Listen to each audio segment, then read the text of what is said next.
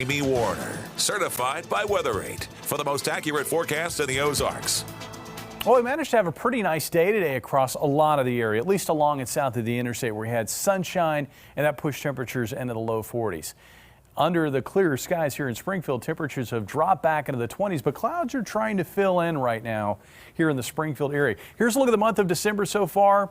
Really, it's been pretty humdrum. We haven't had any really warm weather. We haven't had any really cold weather. And as it stands, because of all of that cloud cover, overnight lows have been running well above normal. And so for the month of December so far, temperatures are running about 2 degrees above normal. We're going to wipe out that surplus with the coming cold wave that arrives later this week. And the Arctic air is there. It's just waiting for something to open the door. And we've got a storm making its way through the northwest right now. And it will open that door for that Arctic air to slide into the middle of the country here over the next 36 hours. The weather today has been dictated by a weak frontal boundary that's been draped pretty close to the I-44 corridor from southwest to northeast. On the north side of that front, some chilly air trying to work in. We had this deck of low cloudiness. South of that front, we had the clouds thin out, skies became sunny, and temperatures were actually quite a bit warmer in those spots. Managed to hit 42 today in Springfield. Looks like temperatures tonight will settle out around 25 with afternoon highs tomorrow back in the low 40s, although it'll be a bit warmer south of the state line. I think for the first half of the day, it's going to be rather cloudy across all of the area, but I think that high cloudiness may try to thin out some as we work toward mid to late afternoon. So hopefully a little bit of sun before we get into this nasty period of weather Thursday through this upcoming holiday weekend. And of course, Wednesday will be our final day for you to make preparations.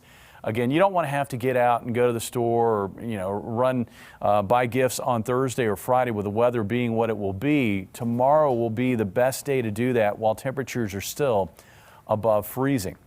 Here's a look at our hour-by-hour forecast and the arrival of that Arctic front arriving in Springfield near sunrise on Thursday. It will continue to work off to the southeast. Now, I think initially there's going to be a band of snow right along the front, and then that kind of tapers off, and there's a lull with just some snow showers, and then we'll have a steadier snow that will follow that. Looks like that arrives, the steadier snow in Springfield, maybe around 9 to 10 o'clock in the morning.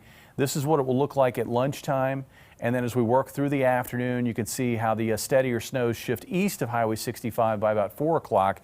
Here in Springfield, expecting that snow to shut down at about 4 o'clock in the afternoon, with the snow moving out of the area as we head into early Thursday evening. And because of the very cold air, we're going to sort of maximize the amount of snow we can get out of the amount of precipitation coming out of the storm system. So with that, we're going to have this dry, fluffy snow that should accumulate to about 3 to 5 inches north of Highway 60. South of Highway 60, looking for amounts of around 1 to 3 inches.